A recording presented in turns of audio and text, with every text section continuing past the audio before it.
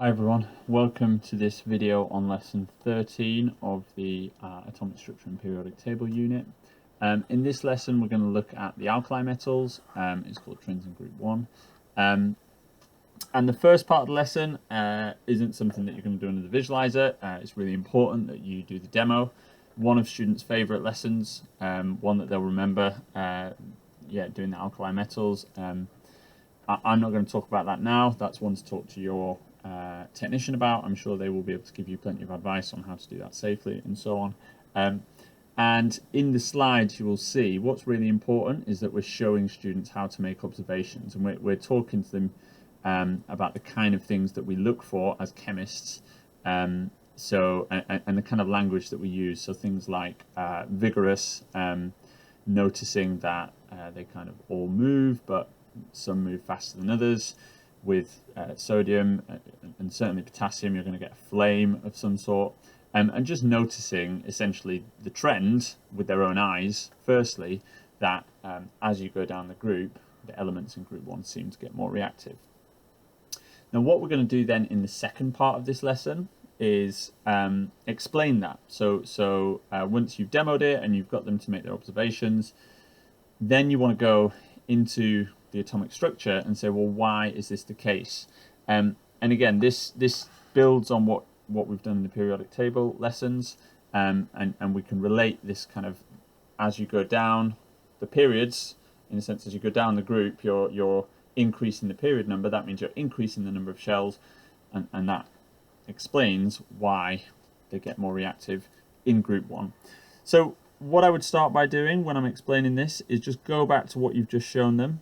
So if this is my glass dish or trough, I'll do the two of them together. So first we're going to look at lithium, let's say. And when you react lithium with water, not a huge amount happens. You get a bit of movement, you get some kind of fizzing and bubbles, you might get a little bit of gas produced, but it's not wildly exciting.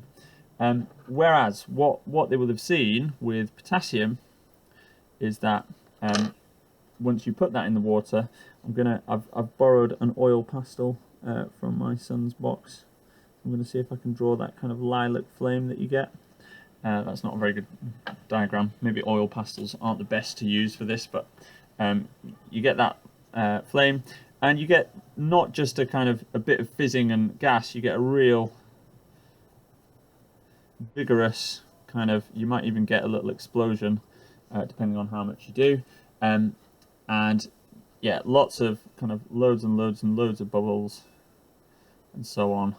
So you get a real vigorous reaction, and students will have noticed that, and that's, yeah, we can use the language and so on.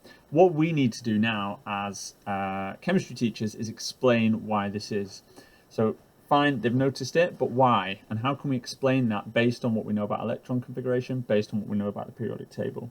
Now the first thing I'm going to do here is zoom in on what's going on when lithium reacts with water.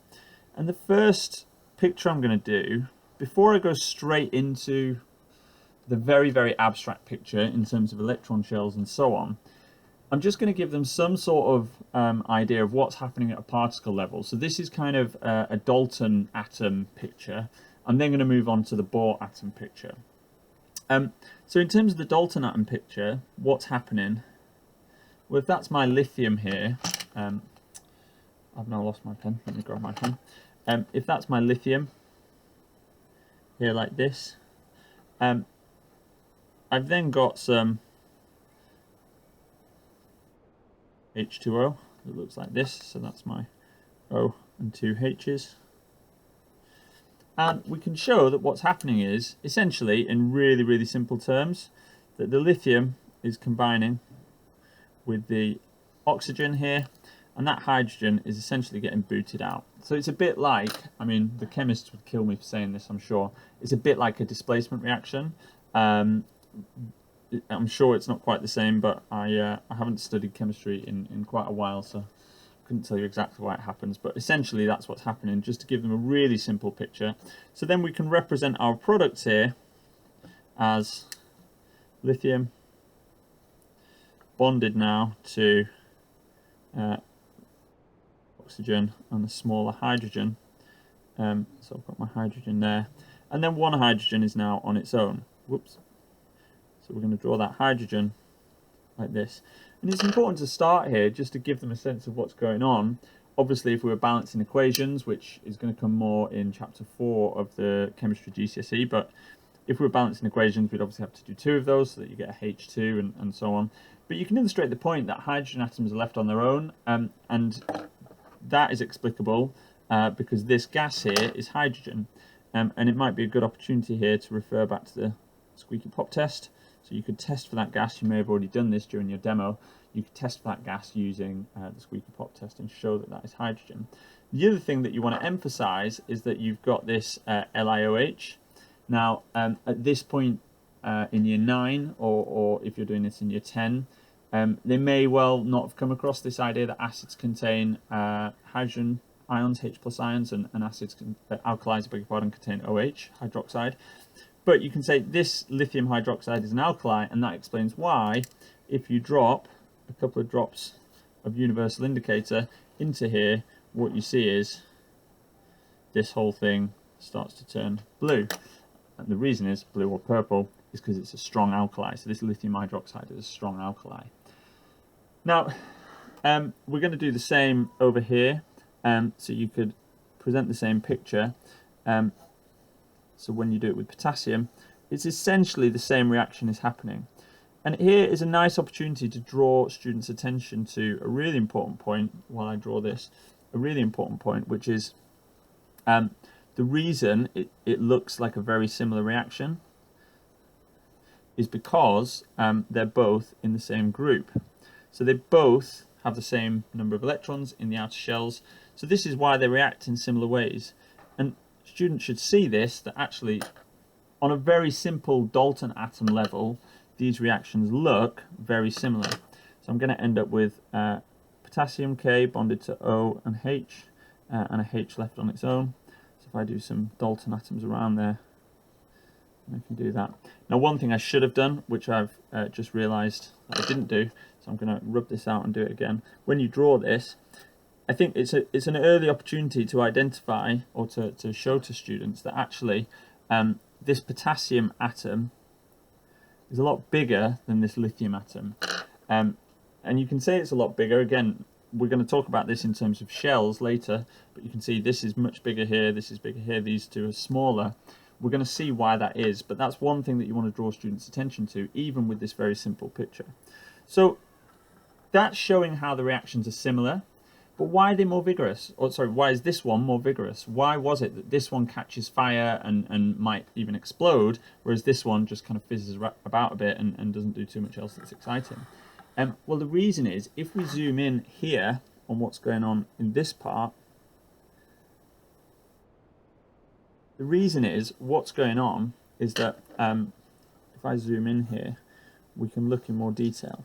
So let's have a go at this now. So what I can do now is say, well, hang on, we know a bit more about lithium now. We know that it's not just a ball, like a hard sphere, like Dalton said. It's not a billiard ball or whatever. Actually, we know that this has the following atomic structure. And again, if you wanted, you could get students to do this on whiteboards or something along those lines. But we know that actually it's got this structure here like this. So it's got an atomic number of 3, so it's just got 2 and then 1 like that. And what's happening here is that when this lithium bonds with the oxygen, essentially what's happening, and we don't want to go into loads and loads of detail here, but essentially what's happening is it's getting rid of one of those electrons, and what you're left with is a lithium ion that looks like this, and that's then going to bond with the hydroxide ion in a way that we don't need to go into too much detail about here. But what we want to illustrate is that what happens, the reason that lithium bonds with the oxygen within the water molecule is because essentially it's losing an electron. So that's what happens with the lithium. Now what we can then do is contrast that with what's happening with this larger potassium atom. So if I zoom in now on that potassium, and again, just to emphasize, the reason I'm doing this zooming in is so that I'm moving from concrete to abstract. I'm getting more and more abstract as my explanation goes on, so that students have a mental model about what's actually happening here. And again, you could do this on whiteboards, you might have done this already, but what we want to remind students of is that potassium, because it's in period 4, it's got 4 shells, it's got an atomic number of 19, so it's 2881. We can go through all that. I'm just going to do it very quickly now. So we've got the 3 shells here like this, so on. I'm going to add my 19 electrons. Sorry, this is going to take a while. This is why when you're doing it with students, you might want to get them to kind of do it independently and you just do it under the visualizer as well. But for as I keep saying during this scheme of work, we keep coming back to the same ideas here. Okay, so this is what we've got, and we're always revisiting, building up from first principles. So this is potassium. Now what you want to emphasize here is, well, look, let's compare these two. How are these two different? Well, look, firstly, this one's much bigger. That's something really important. So the atoms get larger as you go down group 1. And you've got all of these extra shells in between the nucleus and the electron. And you can talk about, I mean, there's a couple of ways you can frame this. You can talk about, firstly, the attraction between the positively charged nucleus and the negatively charged electron. And essentially, there's a weaker attraction. Part of that reason that there's a weaker attraction is because all of these electrons in between here, where you've only got 2 in between the nucleus and the electron here, the outer electron that's going to be lost.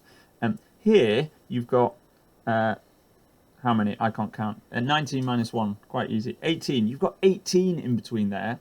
So what you get is this effect that we call shielding, or electron shielding, where because these are also negative, they're essentially repelling, they're pushing that outer electron further away, they're weakening that attraction from the nucleus. And I might draw this in a few directions to show what's going on here. They're kind of pushing that outer electron away. And what that means is, as we're going to find out, that outer electron has a weaker force of attraction, and so it's more easily lost. First thing I'm going to do is just label these arrows with what we call electron shielding. So I'm going to write electron shielding, and that's a word that's worth writing down when you're explaining this to students, because that's a new word. You want them to be able to use that in the correct manner. So we've got more electron shielding here than we did there, this extra electron shielding. I might put more electron shielding, something like that. And the point you want to emphasize, and you could either write this down, or what I might do is draw an even thicker arrow. Again, you might come up with better ways of doing this, but some sort of way of showing that this outer electron is more easily lost. The point being, it's easier to form this potassium ion.